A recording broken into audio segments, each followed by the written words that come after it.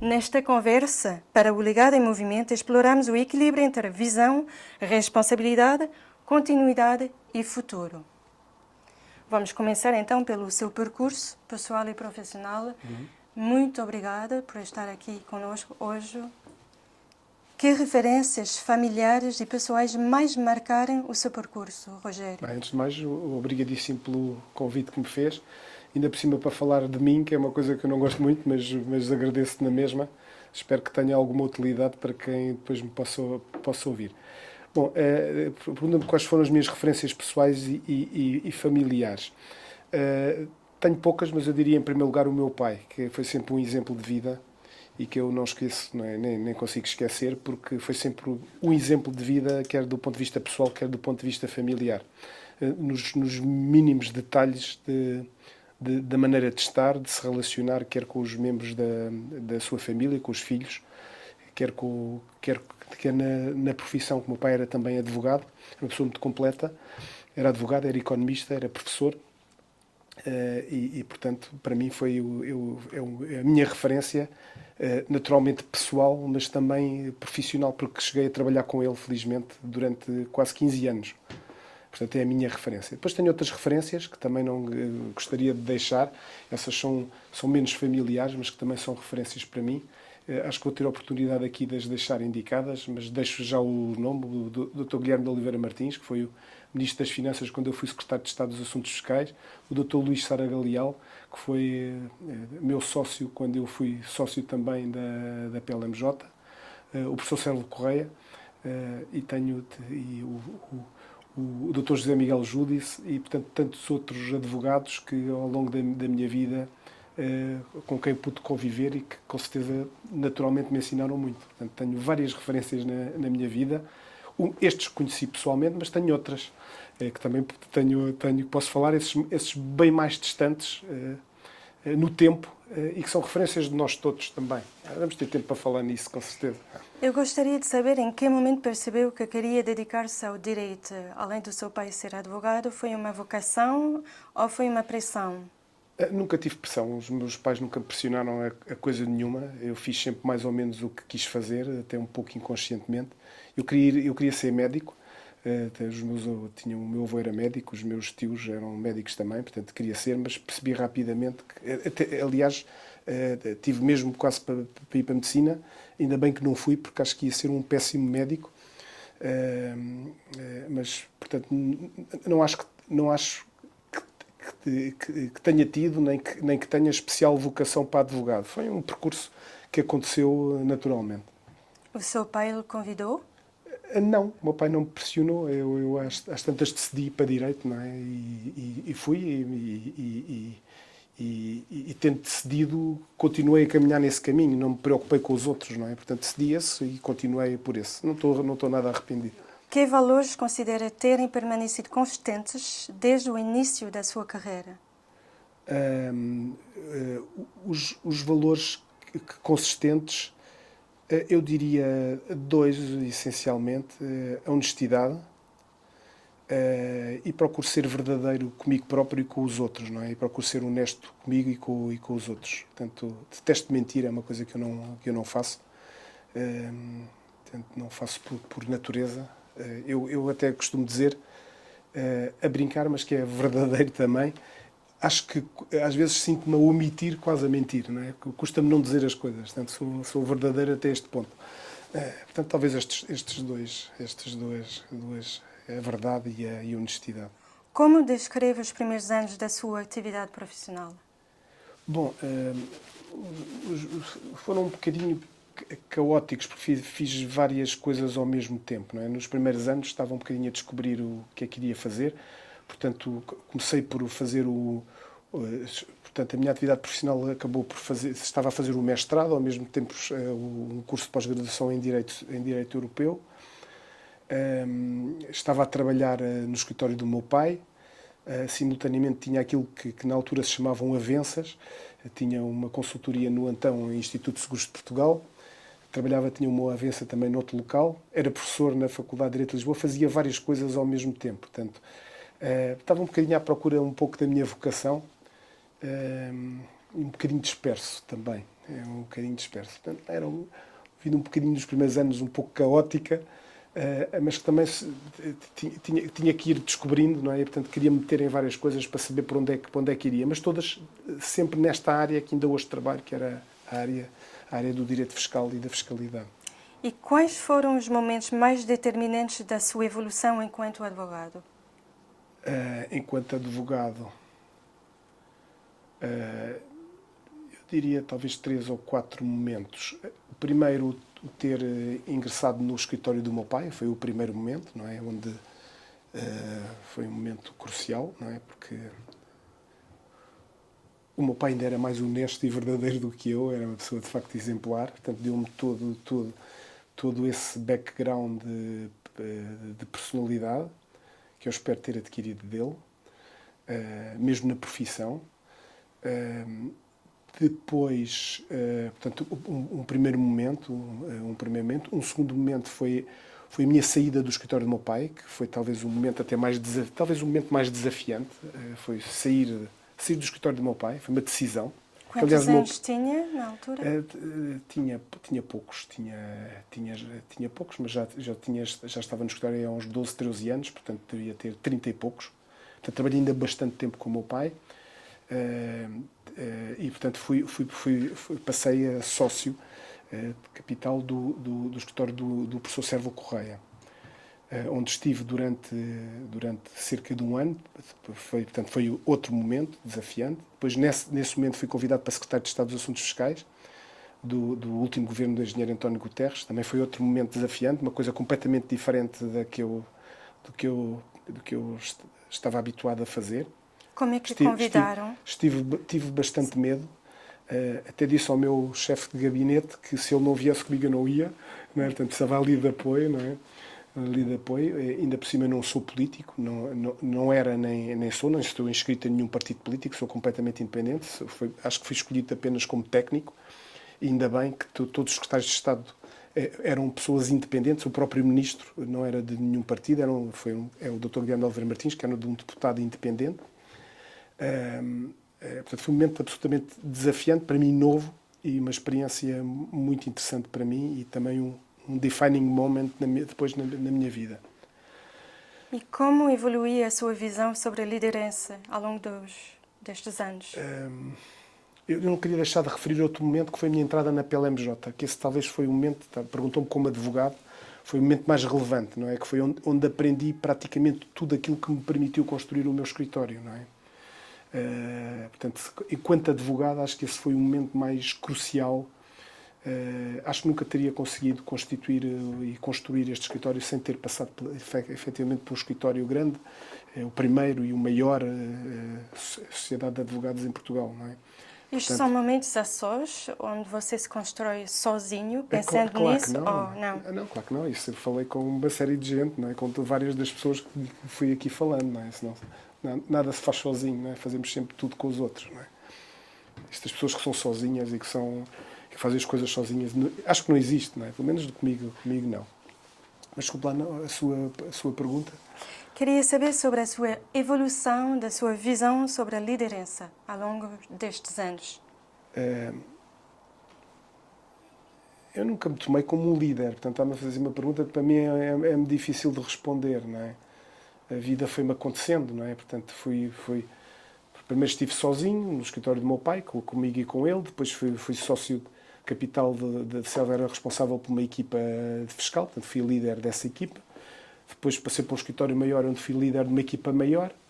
Depois fui líder enquanto secretário de Estado dos Assuntos Fiscais e depois construí aqui o escritório. Portanto, a minha liderança é o resultado de escolhas, não é?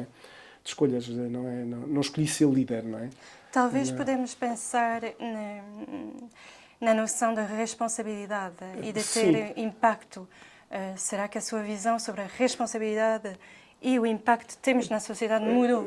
Agradeço que me ponha isso, porque eu acho que é a minha característica. Eu acho que sou muito responsável, até acho que assumo a responsabilidade. Acho que sou mesmo muito responsável.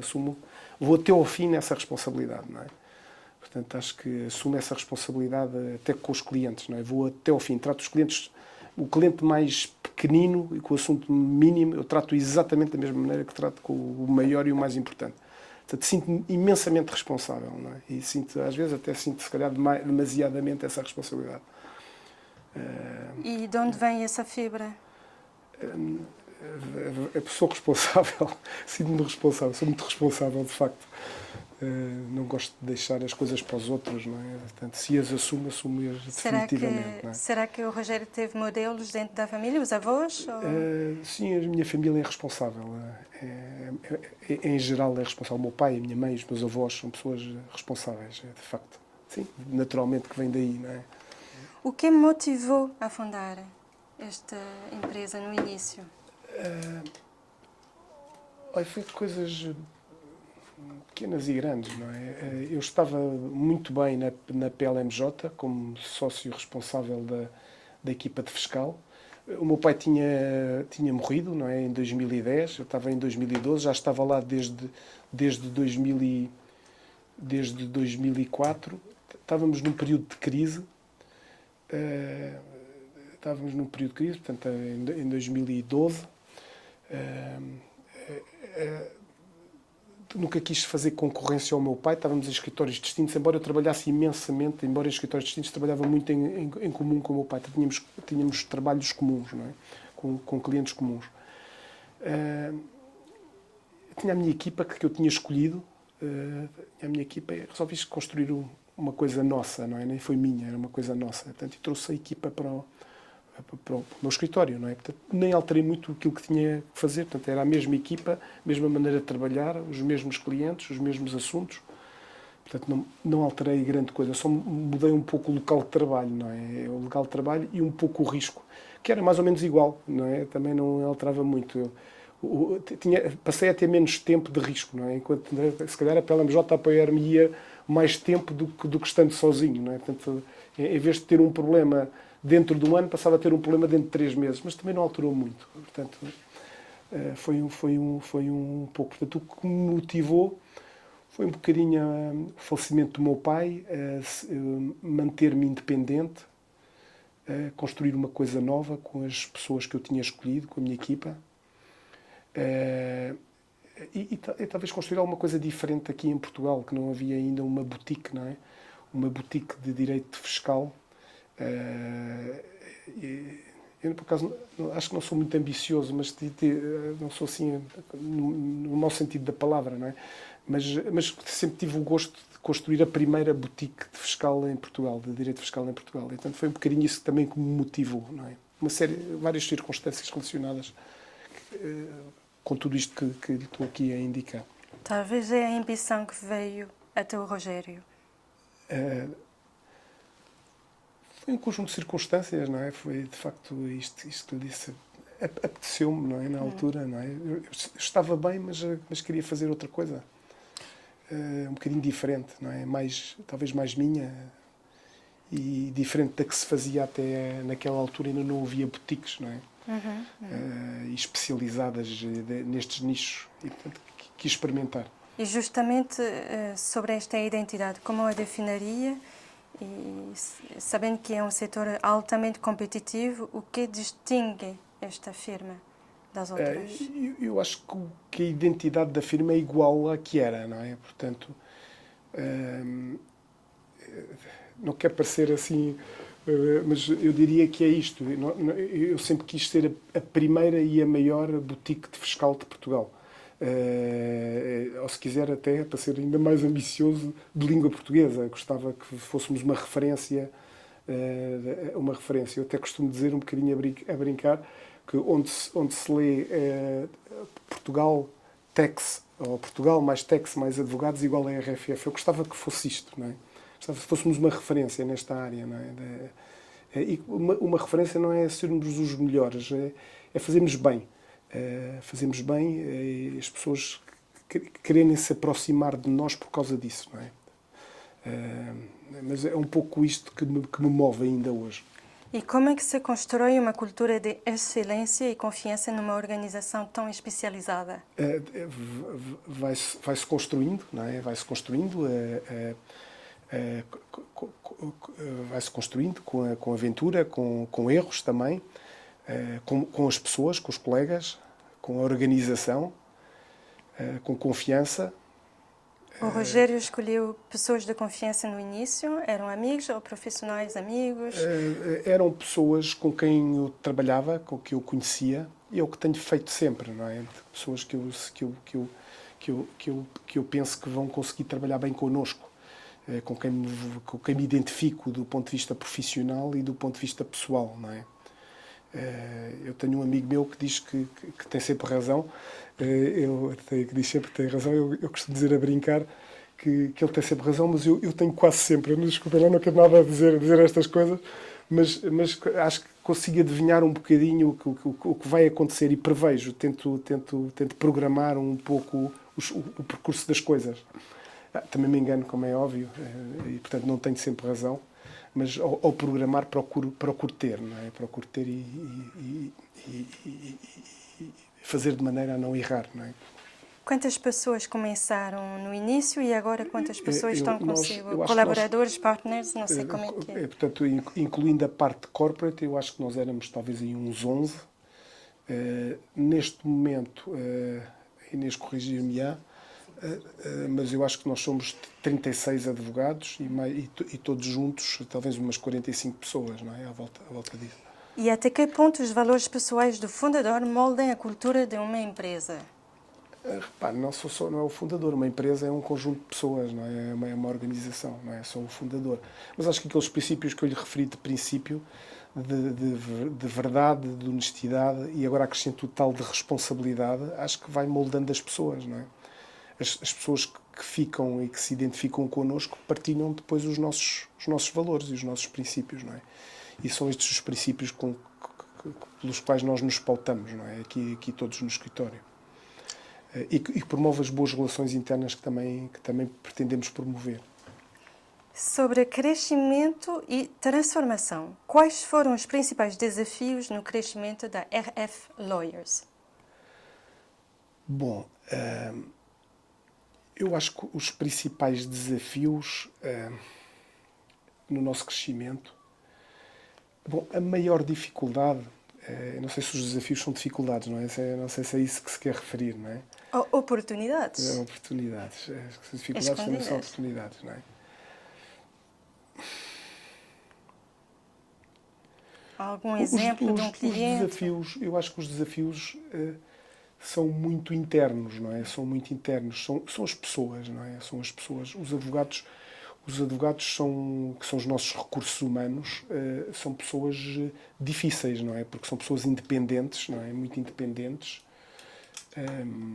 muito individuais, no sentido de individualistas, até talvez não tão bom, não com o sentido bom da palavra, e são pessoas que para trabalhar numa organização e numa organização organizada, principalmente em Portugal, não é fácil, não é? Não é fácil. Portanto, ter uma empresa, que os escritórios de advogados cada vez são mais empresariais, ainda bem que são, não é? E nós não temos essa cultura empresarial na maior parte das sociedades de advogados que estão pulverizadas no nosso país. Nós temos 6 ou 7 ou 8 grandes sociedades de advogados e temos 37 mil advogados no ativo, não é? Se calhar mais. Portanto, temos um mercado de advogados completamente pulverizado e fragmentado. É difícil que não haja uma cultura desta natureza, que não é boa, do meu ponto de vista, não é boa para os próprios e não é boa sequer para o nosso país, do meu ponto de vista. Eu costumo dizer que nós, todas as sociedades de advogados, deviam ter gestores profissionais, não é? Deviam ter gestores, economistas, até se calhar deviam ter engenheiros, deviam ser multidisciplinares, coisa que só há muito recentemente é que é permitido, não é? Felizmente. Portanto, tem havido mudanças radicais, não é? Se calhar vamos falar disso também, mudanças radicais sim. Na nossa maneira de estar nesta prestação dos serviços jurídicos, não é? Sim, podemos ir analisar e saber como observa a transformação do setor jurídico nas últimas décadas. Se me fala nas décadas, da noite para o dia, não é? Da noite para o dia.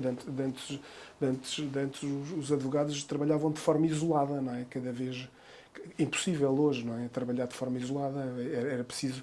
Antes era o advogado generalista que sabia um bocadinho de tudo. Hoje os assuntos são absolutamente especializados, não é? Que é onde nós estamos. Nós somos advogados de direito fiscal e direito empresarial. Estamos especializados em fiscalidade das empresas, no nosso grupo de advisors, estamos especializados em clientes individuais na área do tax, na área da imigração, na área do planeamento sucessório, estamos especializados nas consequências disso, não é? Portanto, temos uma French Desk, temos uma Sports Desk, portanto, nós, cada vez há mais especialização, não podemos saber de tudo. Portanto, temos é que trabalhar de forma interdisciplinar e em conjunto, não é? Então, talvez a especialização Foi um caminho. ajuda ao crescimento. Ajuda, mas tem que -se também caminhar, também não podemos só saber da cabeça do alfinete, temos que ter uma noção das outras áreas para as sabermos conjugar, não é? Para as sabermos conjugar. Portanto, isto é aqui um misto. Há um misto de necessidades que os clientes têm. Também temos que ter uma visão e uma cultura das outras matérias jurídicas e das não jurídicas, não é? Das não jurídicas, porque o cliente é um mundo, não é? A relação não é só jurídica, é emocional, é psicológica, é familiar, é pessoal. Portanto, temos que ser aqui um bocadinho... Temos de ter uma abordagem, como dizia uma colega suíça, uma abordagem holística do problema, não é? É verdade, é esta a questão. Embora a nossa base seja a nossa especialidade, não é? Que é o fiscal e o empresarial. Tem uma grande empresa que utiliza esse conceito, a Toyota, holística. É? E já estão a falar disso, o que Há acho uns muito anos, bom. não é? Sim, sim. Eu não sabia, mas compreendo e estou de acordo. Que impacto terão tecnologia, inteligência artificial e automação no futuro da advocacia fiscal? Vai ter eu estou convencido que vai ter uma implicação, não apenas na advocacia, não é? E acho que não vai ser daqui a muitos anos, vai ser daqui a muito poucos anos. Na nossa já área, está a acontecer, já talvez? está a acontecer completamente, não é? Acho que já está a acontecer no nosso escritório, não é? No nosso escritório e no mundo inteiro, não é? Eu estou convencido que há profissões que não só vão desaparecer ou vão se completamente transformar, não é? E a advocacia necessariamente, não é? Isso já se está a sentir, não é? Já se está a sentir ao nível, por exemplo, dos advogados estagiários, não é? Já se está a sentir ao nível dos sistemas fiscais, não é? Já agora que estamos a falar disso, não é? Os próprios sistemas fiscais vão ter que se adaptar, não é? Se calhar vamos assistir a um robot tax, se calhar temos que começar a tributar o uso da inteligência artificial em substituição do homem, não é? Nós já temos escrito sobre isto. Aliás, esta nova encíclica do Papa vai exatamente neste sentido. Aliás, nós escrevemos uma newsletter precisamente sobre esse tema, não é? Sobre esse tema. O próprio sistema fiscal tem que se adaptar a esta nova realidade. Portanto, isto vai ser uma transformação radical, não é? Nós sentimos isso no dia-a-dia. Dou-lhe vários exemplos muito curiosos. Nós já tivemos aqui um cliente que nos apareceu com uma petição inicial feita por ele, não é? Feita por ele, em que nos chegou aqui e nos perguntou, em que foi ao tribunal, o tribunal disse, peço desculpa, mas tem que juntar uma procuração. Isto tem que ser subscrito por um advogado. Chegou cá e perguntou-nos quanto é que custa a sua procuração. Que era para juntar a procuração, pagar-nos a procuração. Eu disse, desculpa, eu não vendo procurações, eu faço o trabalho, não é? E mas o trabalho está aqui feito, não é? Está aqui feito. E não estava mal feito, foi bem feito. Portanto, veja como isto é completamente diferente, não é? A maneira de abordar. A importância é que, isto, mesmo do ponto de vista demográfico, vai ser interessante. A importância é que vai ter o advogado de cabelos brancos, não é? Que vai ter muito mais importância do que o jovem advogado, de alguma forma, não é? O jovem advogado tem tendência a ser substituído pela inteligência artificial, não é? As primeiras versões. Não é? Depois, a importância de saber utilizar o instrumento, não é? O instrumento de saber fazer, do prompt, de fazer a pergunta. Quem é que a faz? É quem sabe, não é? Não é quem está a aprender. Portanto, isto vai ser uma transformação radical. Não? Há outras profissões piores, apesar de tudo. Estou a pensar nos contabilistas, por exemplo. Acho que não sei se... Eles próprios estão a virar para a nossa área, precisamente, não é? E qual vai ser o ponto de equilíbrio? Ou qual pode ser este ponto de equilíbrio? Vamos ter que o encontrar e que nos adaptar. Não é? Que nos adaptar. Não é? Eu estou convencido que isso vai acontecer naturalmente. Não é? Isso vai acontecer naturalmente. Não sei qual é, ainda estamos no princípio. Não é? Só que estamos no princípio de um resultado que vai ser muito mais rápido do que nós prevíamos de início. Não é? Temos que estar muito atentos e irmos adaptando. ainda que eu acho que vai ser uma conjugação da máquina e do homem, não estou convencido que a máquina não substitui ainda completamente o homem, ainda que vá substituir mais do que nós pensamos daqui de partida, não é? E a grande substituição vai ser esta. De facto, a primeira versão do trabalho vai vir da máquina. Não é ao contrário do que as pessoas estão a fazer, até nos próprios escritórios de advogados, que é pedirmos... Quer dar um exemplo? Quero dar um Sim. exemplo, quer dizer, nós temos que pedir à máquina ou à inteligência artificial para nos fazer a primeira versão e nós fazermos a revisão, não fazer o contrário. Normalmente se fazemos nós e pedimos à máquina para rever. Não é? Vai ter que Somos ser o a contrário. parte intelectual. Né? A primeira versão tem que vir da inteligência Exato. artificial, não é? Tem que vir da inteligência artificial e somos nós depois que validamos, não é? Porque tem depois o aspecto humano, não é? A tal questão holística, não é? Que falta à máquina ainda, não é? Mas que também se vai aproximar, que vai-nos dar o instrumento adequado para que essa visão holística e mais psicológica e humana possa completar o resultado que a máquina nos permite, que a máquina nos permite chegar. Não sei, estou aqui a pensar alto, não. Estou também a tentar perceber, não é? Como todos nós. E temos que nos adaptar Claro. ao mesmo tempo. Agora vamos falar de património, sucessão e legado. Sim. Sobre o conceito de legado, o que significa legado para si? Bom, legado é o que deixamos aos outros, não é? É o que significa, não é? É o que deixamos para os outros. É o que oferecemos aos outros, que vem de nós, não é? Que nós produzimos e que deixamos aos outros. É esse o legado, não é? Esse legado pode ser material e pode ser também espiritual, não é? E para si, qual é a diferença entre sucesso profissional e legado duradouro? Eu acho que é a mesma coisa, não é? Não vejo nenhuma diferença, não é? Acho que é igual. Portanto, não vejo diferença. Uma coisa é outra, não é? Não vejo que é semelhante, não é? Uma coisa é igual à outra. E no seu percurso profissional, tanto como pessoal, ou há uma diferença Entre no o quê? sentido da palavra do legado?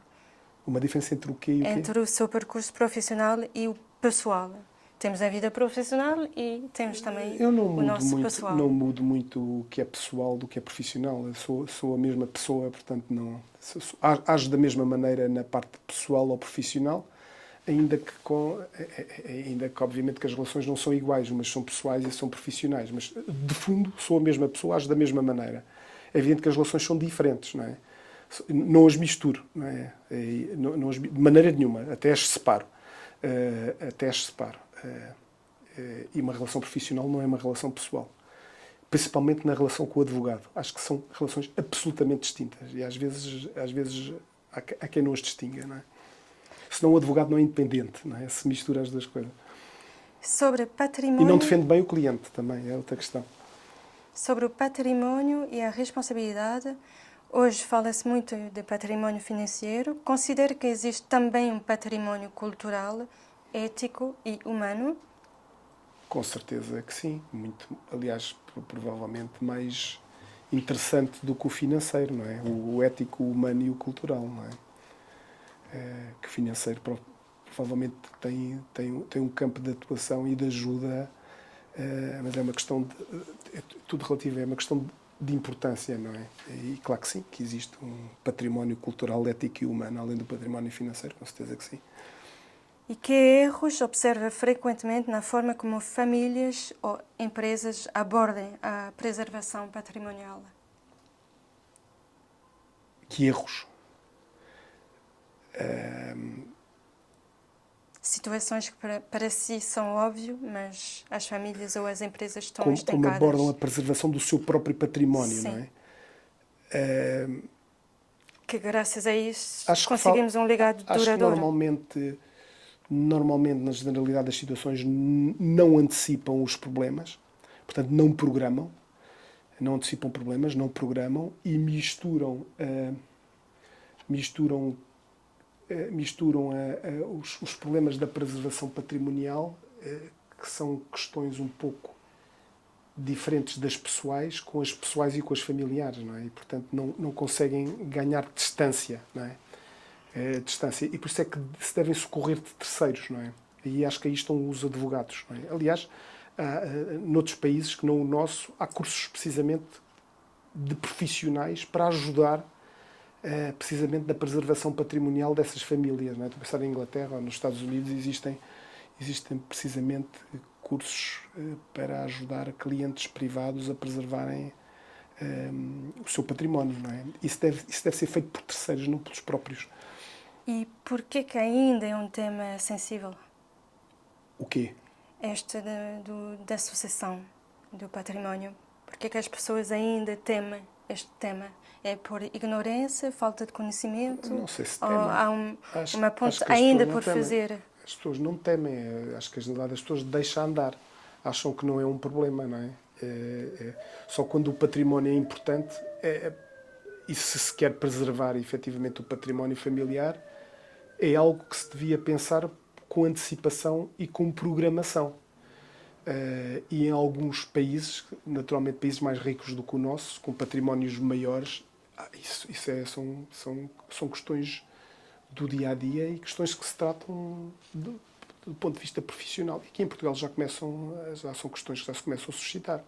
Nós aqui no escritório temos um grupo só de clientes privados, não é? Que tratamos de planeamento sucessório, de impostos e também com a parte imigratória, não é? Portanto, tratamos isto com a tal visão, que eu penso que é uma visão, tentamos ser tão holística quanto possível, precisamente com esse sentido, não é?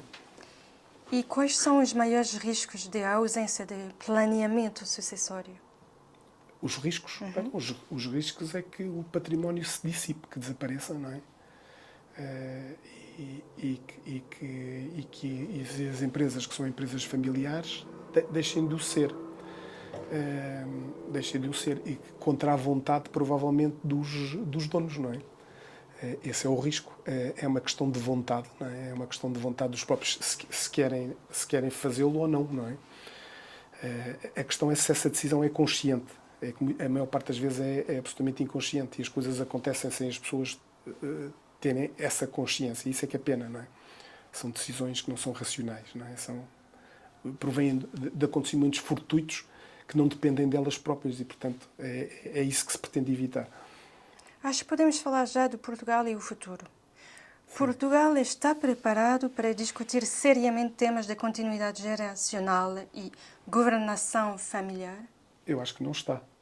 Acho que é um tema, conforme dizia há pouco, é um tema que nos países anglo-saxónicos se discute, mas Portugal não está, nitidamente. Nós nem temos... Olha que surgiu há pouco o primeiro curso de pós-graduação sobre clientes privados, um pouco à volta destes temas, não é? Surgiu este ano. Não é? Portanto, se for ao Reino Unido, há profissionais nestas áreas, para lhe dar o exemplo aqui num país, e há cursos especializados precisamente nesta área. Mas, como sabem, o Reino Unido preserva muitas as tradições e o tempo, não é? E o tempo. O tempo é uma coisa importante, a história das coisas. Aqui em Portugal, acho que começa a aparecer, até em virtude de muitos estrangeiros e de muito investimento internacional, começa a aparecer, estes assuntos começam também a aparecer agora. Mas é evidentemente que, respondendo à sua pergunta se está preparado para discutir seriamente temas de continuidade geracional e de governação familiar, acho que ainda não está suficientemente maduro, mas acho que são problemas que começam a aparecer também, não é? E que vão começam a aparecer, também já existem, não é?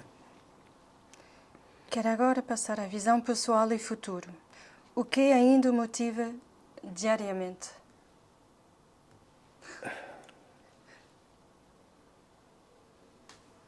Ou que projetos ou desafios gostaria ainda de concretizar? Pois, assim ajuda-me. A segunda pergunta ajuda um bocadinho mais. Eu gostava que o escritório tivesse continuidade. Estamos aqui a pensar mais aqui no nosso escritório, que tivesse continuidade. Temos aqui vários caminhos possíveis. Eu sou a pessoa mais velha aqui do escritório, não é? Acho que sinto-me novo. Mas apesar de tudo tenho uma diferença de 15 anos da segunda parte daqui do escritório. Portanto, eu gostava que o escritório tivesse continuidade.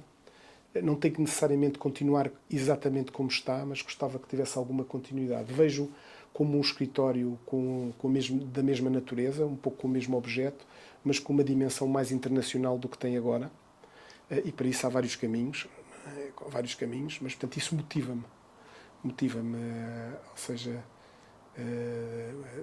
embora não sei ainda bem qual é o caminho, estamos à procura ainda dele, estamos a vê-lo, mas motiva-me o crescimento internacional, se quiser pôr assim o problema, da RFF, porque acho que Portugal está muito bem posicionado no mundo e sou muito otimista, acho que a próxima década de Portugal vai ser ímpar, desde que se comunique bem internacionalmente e desde que se aproveite bem o posicionamento geográfico que Portugal tem.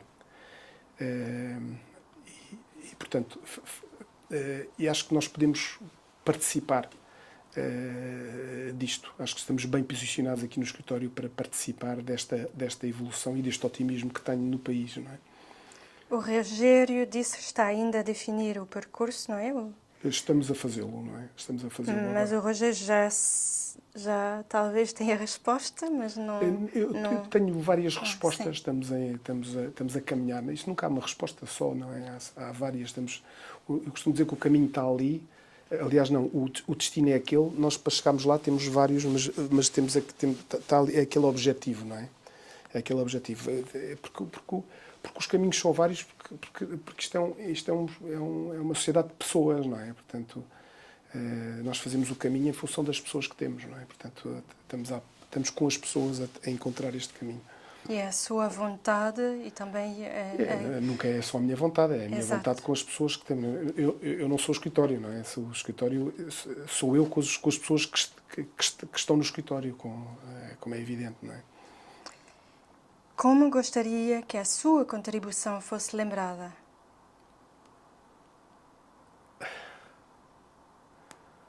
A minha contribuição para o escritório pode... O impacto à sociedade, acho.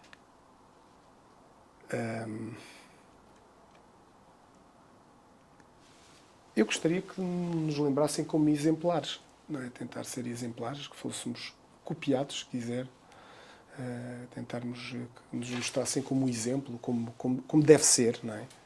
Como as coisas devem ser. E estou-lhe a falar isto do ponto de vista ético, não lhe estou até a falar disto do ponto de vista mais profissional ou mais de empresa, não é? Estou-lhe a falar também desse, mas até mais principalmente desse outro ponto de vista, não é? Mais moral, ético, de como devem ser feitas as organizações, não é? Gostava de caminhar por aí. E que conselho daria a jovens profissionais que hoje iniciam a carreira? Daria os conselhos que dou aos meus filhos, não é? Basicamente que fossem mais resilientes, não é? Que não desistissem com tanta facilidade dos objetivos que têm. São muito imediatistas, não é? Do meu ponto de vista.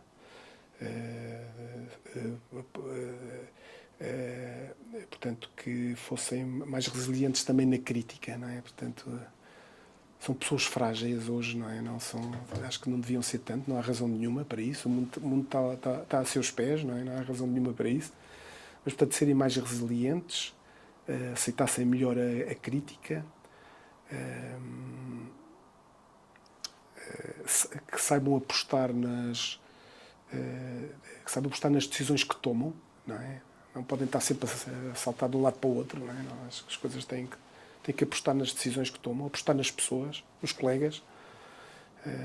Os seus filhos estão a seguir os seus passos? Acho que não. Os meus filhos, não, do ponto de vista de direito, não é? Direito, não. Eles são economistas, os dois, não é? São economistas. Embora um deles tenha também quase o curso de direito.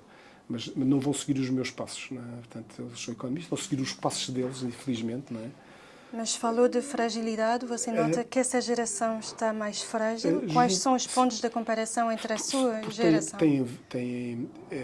A minha vida era mais fácil, a nossa vida, quando era da idade deles, acho que era mais simples, não é? A vida é muito mais complicada hoje em dia. Concorrência maior, é mais internacional, portanto, julgo que a vida deles é mais difícil hoje em dia, mas também acho que é mais difícil, são menos resilientes, não é? Apostam menos nas decisões deles próprios. Portanto, acho que é muito mais uma atitude, a atitude deles que tem que mudar do que propriamente as dificuldades que vêm do exterior. Têm que começar a olhar para si próprios do que olhar para o que vem de fora, não é? Tem que olhar para si, não é? As coisas andam por si mesmas. E que conselho daria a famílias que querem construir um legado sustentável? Eu diria que um legado sustentável tem que pensar a muito longo prazo. Tem que ser como os chineses, não é? Para pensar a 100 anos, não é? Que é difícil, não é? A gente pensa a 2, não é? Portanto, devíamos pensar a 50 e a 100. Portanto, o conselho que, se querem deixar um legado sustentável, tem que pensar para depois de morrerem, não é? Portanto, só assim se deixa um legado sustentável, não é? É pensar depois de nós, não é? Portanto, diria que pensem muito para além de si próprios, não é? É um pouco isto. Momentos mais pessoais agora, se existe alguma decisão da sua vida que hoje reconhece como absolutamente transformadora? O meu casamento é provavelmente absolutamente transformador. Não é? Absolutamente transformador. Mudei completamente de vida, não é? Portanto, acho que o meu casamento, depois provavelmente os meus filhos, tudo questões pessoais, não é? Eu diria. Mas talvez o meu casamento, acho que foi E para transformador. acabar, como define sucesso nessa fase da vida? Eu acho que sucesso é quando adquirimos tranquilidade, não é? Isso é que é sucesso, não é? Quando passamos a estar tranquilos, não é? Que a vida são constantes acontecimentos, não é? Que nós temos constantemente que nos adaptar. Acho que o sucesso é quando passamos isso tudo e passamos a estar tranquilos, não é? E vivos, não é? Também é um bocadinho. Tranquilos e vivos. Acho que ainda não atingi esse sucesso. Não é? Estar completamente com tranquilidade. Acho que isso é o sucesso. É o que eu ambiciono, não é? É um pouco isso. O Rogério gostaria de añadir alguma mensagem antes de fechar? A quem? Aos auditores, ao mundo? Sim. Seja Portugal, os portugueses ou internacionalmente? Não queria fazer uma coisa dessa. Não me sinto Aos mais jovens? Que... Não, isso já disse tudo o que tinha a dizer. Não quero ser vaidoso ao ponto de dizer uma coisa dessa. Não quero dizer assim nada de especial. Falou que não está plenamente tranquilo. Posso saber o motivo? É em relação ao mundo, ao que está a acontecer? Não tanto nesse. Não, sou muito otimista, não é? Até acho que o mundo vai evoluir bem. Portugal tem muitas hipóteses de se ingrar bem. É só aproveitar as questões. Eu não estou muito tranquilo.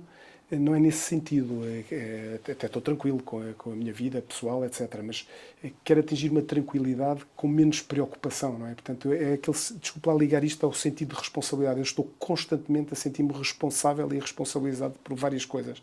Gostava de atingir uma tranquilidade com maior descanso. É mais neste sentido, não é? É muito mais neste sentido. Estou tranquilo com a minha vida, não estou... Mas gostava de atingir uma tranquilidade que me permita estar mais sossegado, mais neste sentido. Tenho uma vida muito intensa, não é? Para perder um bocadinho a intensidade do dia-a-dia, para ganhar aqui alguma tranquilidade. E esta é a responsabilidade de cada um. Se cada um é mais responsável, você vai sentir menos peso em si, ou menos... Ainda não sei bem. Espelho? Somos um Talvez, espelho não sei bem. Não lhe sei responder essa pergunta. Obrigada. Nada, obrigado. Ao longo desta conversa, percebemos que o legado não é apenas aquilo que se acumula, é aquilo que permanece. Na construção de uma firma, na transmissão de valores, na preparação das próximas gerações e na responsabilidade perante o património e a sociedade, existe uma ideia de continuidade que ultrapassa o tempo presente. Obrigado, Rogério Fernandes Ferreira. Obrigado, Inês, que está aqui sentada ao lado, por partilhar aqui conosco o seu percurso, a sua visão e a sua reflexão sobre o futuro, sucessão e legado. Muito obrigada. Obrigado também à Corrine pelo convite. Obrigado. Até breve.